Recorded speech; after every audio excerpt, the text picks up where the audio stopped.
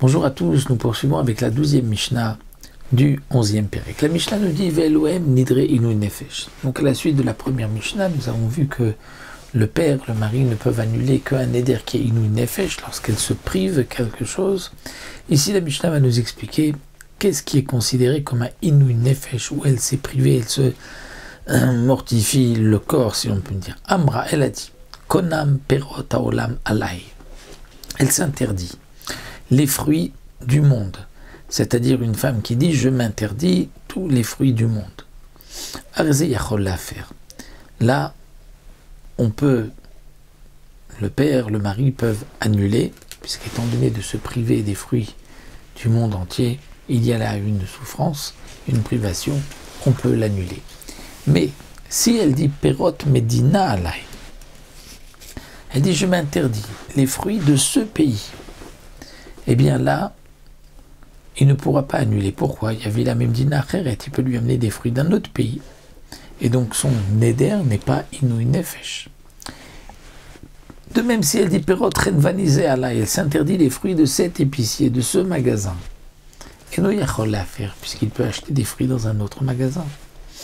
Veim lo aita parnasato il a mimen lo arze yafer. Mais la Mishnah nous dit attention.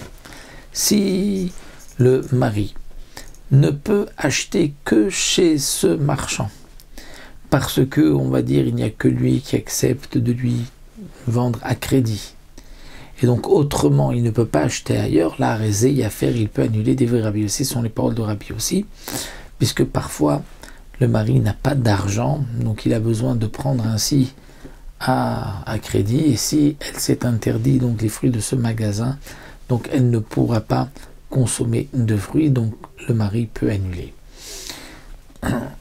Donc Rabbi aussi, comme on le voit ici, explique le Barthénora, poursuit ce qu'il nous avait expliqué dans la première Mishnah. Rabbi aussi avait fait une différence dans la première Mishnah.